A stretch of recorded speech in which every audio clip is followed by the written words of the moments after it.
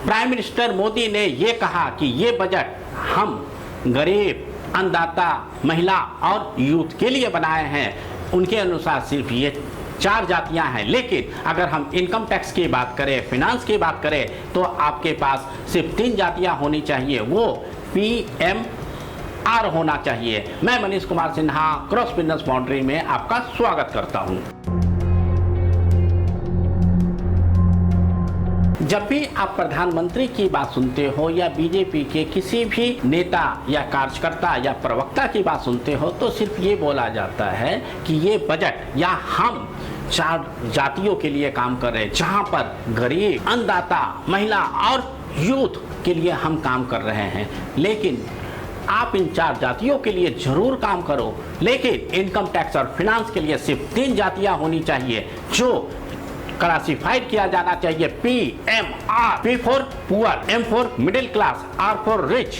Poor वो व्यक्ति, जैसे हमने इनकम टैक्स में रिलीफ दिया हुआ है ओल्ड टैक्स रिजीम में 2.5 लाख का, न्यू टैक्स रिजीम में 3 लाख का, तो जिनकी भी इनकम 3 लाख से कम है उनको पुअर समझना चाहिए। उसके लिए आपको जो भी सोशल वेलफेयर करना है आप जरूर करें। मिडिल क्लास आपको 2.5 या 3 लाख से लेके 15 लाख तक का सोचना चाहिए, क्योंकि न्यू टैक्स रिजीम में 15 लाख के ऊपर 30% लगता है।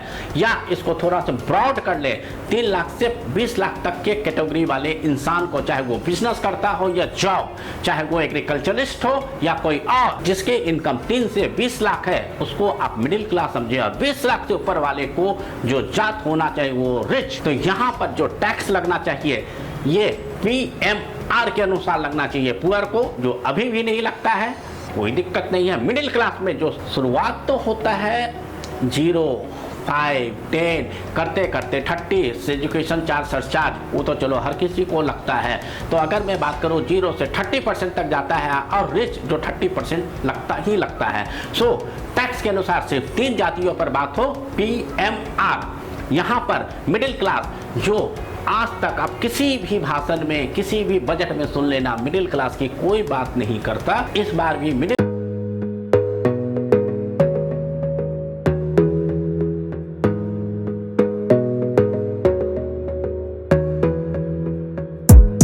gotta focus on yourself, on your faith, on your dreams, on your mind, on your health, yeah. You gotta work, never tell, keep your head down, find what you love. Class को क्या benefit दिया गया है? अगर आप job में हो, आपकी सैलरी 15 लाख के आसपास है या 16 लाख है, तो आपको टोटल बेनिफिट 17,500, जो मैंने पिछले वीडियो में डिस्क्राइब किया है कि 17,500 कैसे मिलता है। यहाँ पर आपको स्टैंडर्ड डिडक्शन 50 से 75 कर दिया गया, तो 25,000 के ऊपर 30% बास्केट में आते तो 7,500। कुछ टैक्स स्लैब रेट को एक्सटेंड किया गया, जहाँ से 5-5 हज़ार का बेनिफिट, तो 7.5, 5 + 5 बढ़ 17,500। मतलब 16-17 लाख रुपया आप कमा रहे हो जॉब में, तो 17,500 का आपको बेनिफिट मिल गया। सही बात है, इस पैसा में आप घर से ऑफिस भी नहीं जा सकते हो। ये आपको डिसाइड करना है कि इस 17,500 को आप कैसे यूटिलाइज करोगे। दूसरा, आप हर महीने से डिस्ट्रीब्यूट कर देते हो तो सिर्फ निकल के आता है 1458। सो मैं सिर्फ ये अपील करना चाहता हूँ पूरे देशवासियों से कि मिडिल क्लास जो हम और आप हैं, जो सबसे ज़्यादा टैक्स पे करते हैं, हमें आवाज़ उठानी चाहिए और हमारे टैक्स कंपोनेंट को रिड्यूस करना चाहिए। क्योंकि जहाँ पर आपने 17,500 का बेनिफिट दिया या बिजनेस ऑनर के लिए मैक्सिमम 10,000 का बेनिफिट दिया, वहीं पर आप इक्विटी और म्यूचुअल फंड में लॉन्ग टर्म 10 से 12.5% कर देते हो और शॉर्ट टर्म में 15 से 20% कर देते हो। तो हमारी ये डिमांड है, हमारा ये मांग है कि आप दिखाने के लिए कहीं आप टैक्स घटाते हो और दूसरे जगह बढ़ा देते हो।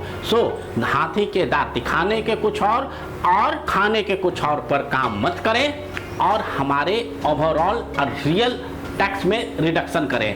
ये वीडियो अगर आपको अच्छा लगा हो, कंटेंट अच्छा लगा हो, तो आप दोस्तों के साथ जरूर शेयर करें, हमारे चैनल को सब्सक्राइब करें, बेल आइकन क्लिक कर ले सो नेक्स्ट वीडियो का नोटिफिकेशन आपके पास आ जाए। जब तक प्रणाम। Audio Jungle।